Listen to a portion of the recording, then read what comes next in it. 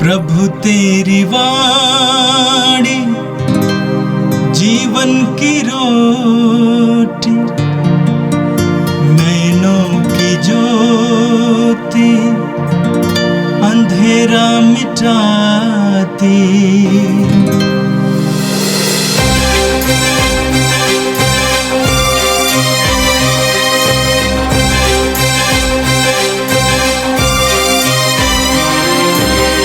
प्रभु तेरी वाणी जीवन की रोटी, नैनों की ज्योति अंधेरा मिटाती।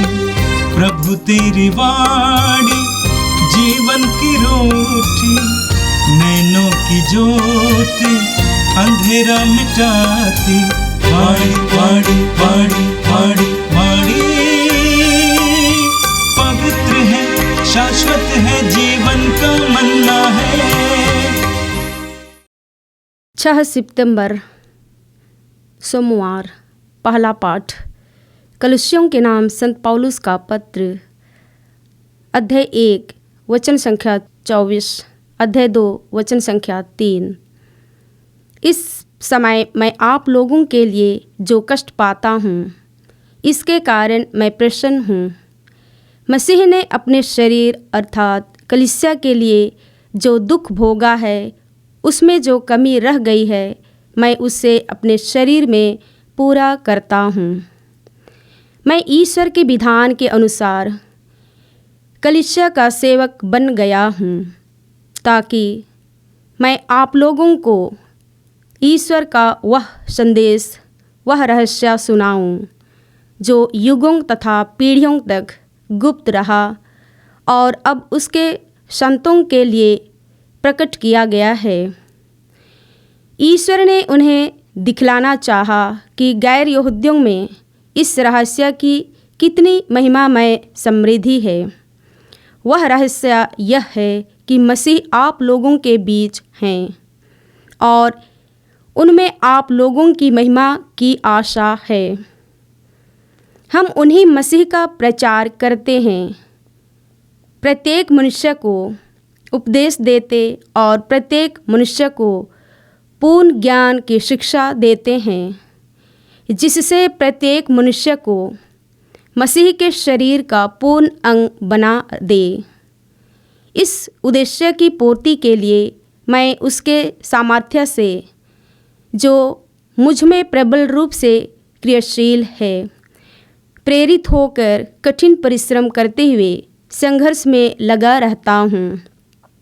मैं चाहता हूँ कि आप जान जाएं कि आप लोगों के लिए, लौकिदिया के विश्वासियों और उन सबों के लिए जिन्होंने मुझे कभी देखा नहीं, मैं कितना कठोर परिश्रम करता रहता हूँ, जिससे वे हिम्मत ना हारें, प्रेम की एकता में बंधे रहें, ज्ञान की परिपूर्णता प्राप्त करें और इस प्रकार ईश्वर के रहस्य के मर्म तक पहुँच जाएं।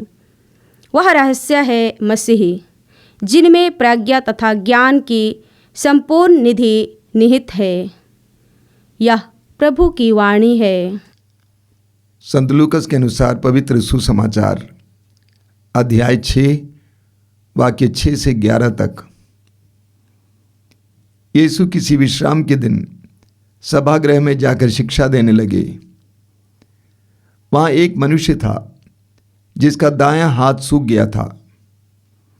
शास्त्री और फरीसी इस बात की ताक में थे कि यदि यीशु विश्राम के दिन किसी को चंगा करें तो हम उन पर दोष लगाएं।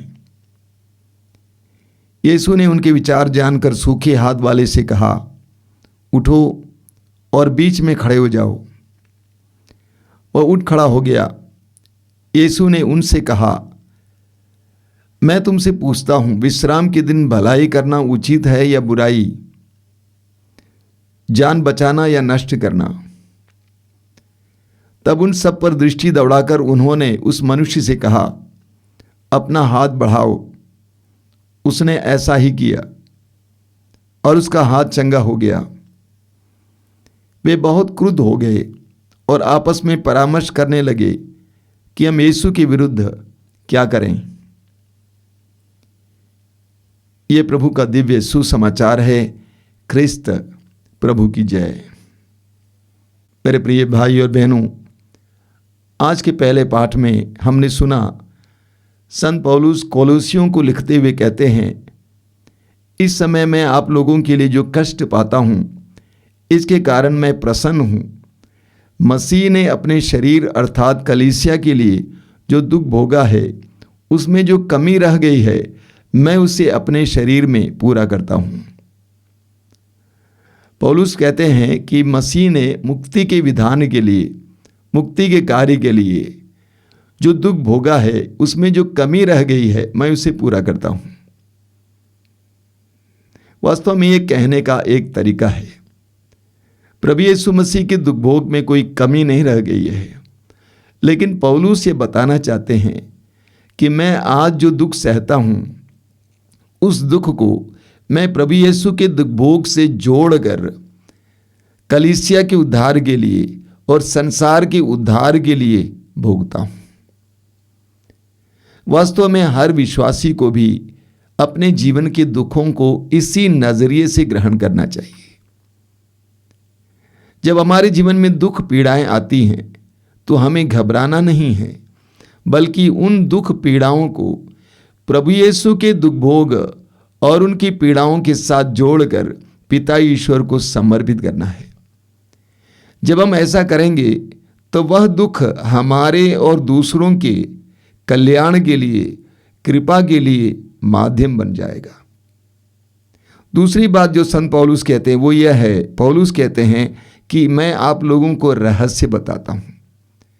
दूसरी बात यह है, संत पौलुस कहते हैं कि मैं आप लोगों को संदेश देता हूं उस रहस्य के बारे में जो सदियों से गुप्त रहा, और वह रहस्य यह है कि मसीह आप लोगों के बीच हैं, उनमें आप लोगों की महिमा की आशा है। पौलुस कहते हैं प्रभु यीशु सदियों से छिपा हुआ रहस्य है जो मानव जाति पर प्रकट किया गया है।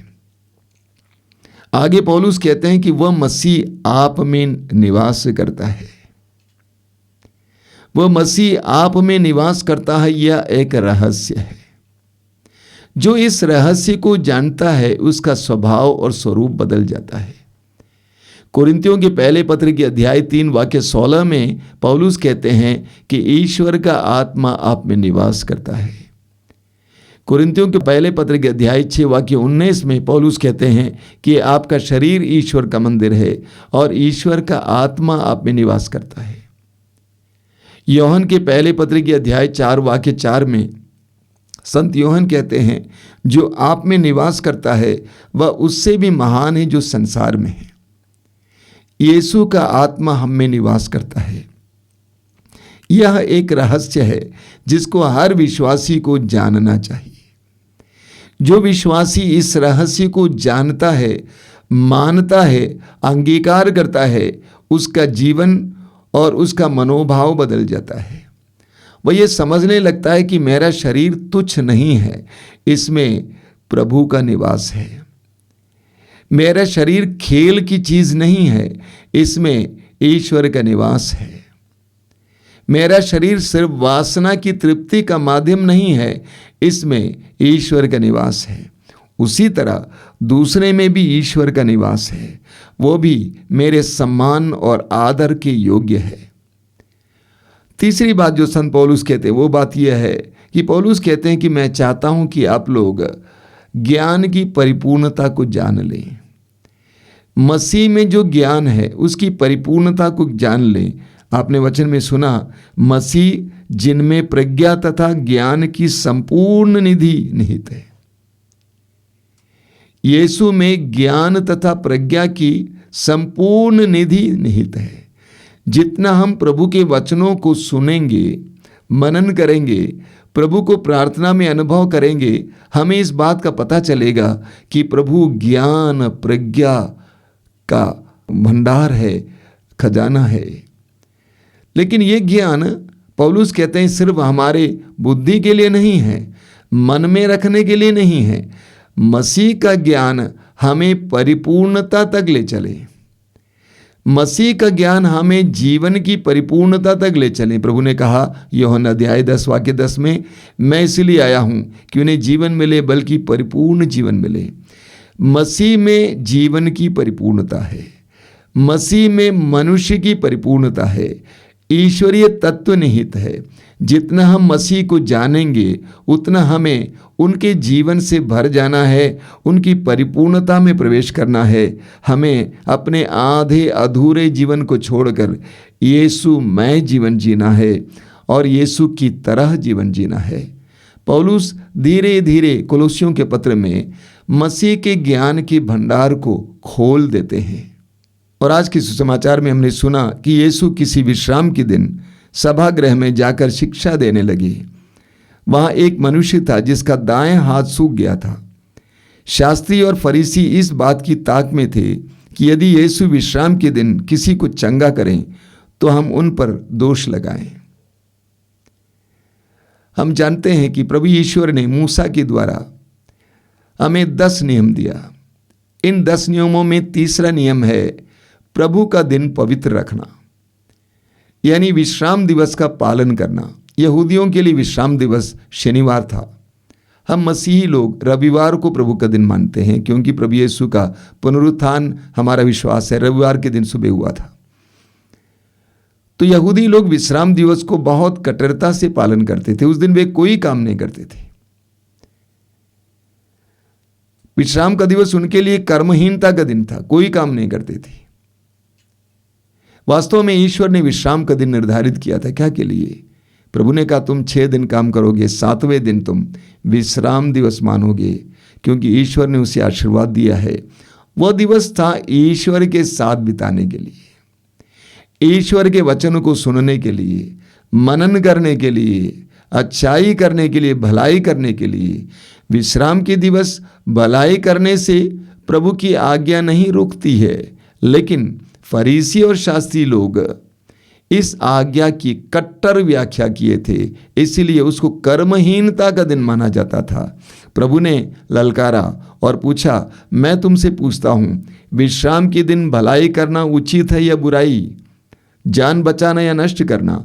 तब उन सबों की पर दृष्टि दौड़ाकर उन्होंने उस मनुष्य से कहा, अपना हाथ बढ़ाओ। उसने ऐसा ही किया और उसका हाथ चंगा हो गया। विश्राम दिवस को भलाई करने से आज्ञा रोकती नहीं है। सकारात्मक ढंग से विश्राम दिवस को लेने के बजाय उन्होंने नकारात्मक ढंग से लिया था। कर्महीनता का दिन, कोई काम नहीं करना चाहिए। वास्तव में उसका अर्थ दूसरा है, सकारात्मक है। ईश्वर के साथ रहना, ईश्वर पर मनन चिंतन करना, ईश्वर के वचन को सुनना सुनाना और भलाई करना। प्रभु यीशु चारों ओर घूम घूम कर भलाई करते थे। प्रेरित चरित्र के अध्याय 10 उसके वाक्य 38 में पढ़ते हैं कि ईश्वर ने यीशु को पवित्र आत्मा और सामर्थ्य से भर दिया और वे चारों ओर घूम घूम कर भलाई करते रहे और शैतान के वश में पड़े लोगों को चंगा करते रहे। प्रभु के नियमों को समझना जरूरी है, उसके मर्म को समझना जरूरी है। प्रभु ईश्वर जिसने आज्ञा दी, हमें भलाई करने से रोक नहीं सकता है। प्रभु यीशु भलाई करने के लिए हिम्मत बांधे और इसीलिए उनको क्रूस पर चढ़ना भी पड़ा। प्रभु यीशु ने अपने पास गरीबों को आने दिया, दुखियों को आने दिया, कोढ़ियों को आने दिया, जिसको समाज ने अलग किया था। वेश्याओं को आने दिया जो पापी ठहराते थे। नाकेदारों को आने दिया, चुंगी लेने वालों को आने दिया, जिसको समाज बुरा मानते थे। प्रभु यीशु भलाई करते रहे और इसमें कोई संकोच महसूस नहीं किए। इसमें यहाँ तक कि नियमों का भी ख्याल नहीं किए।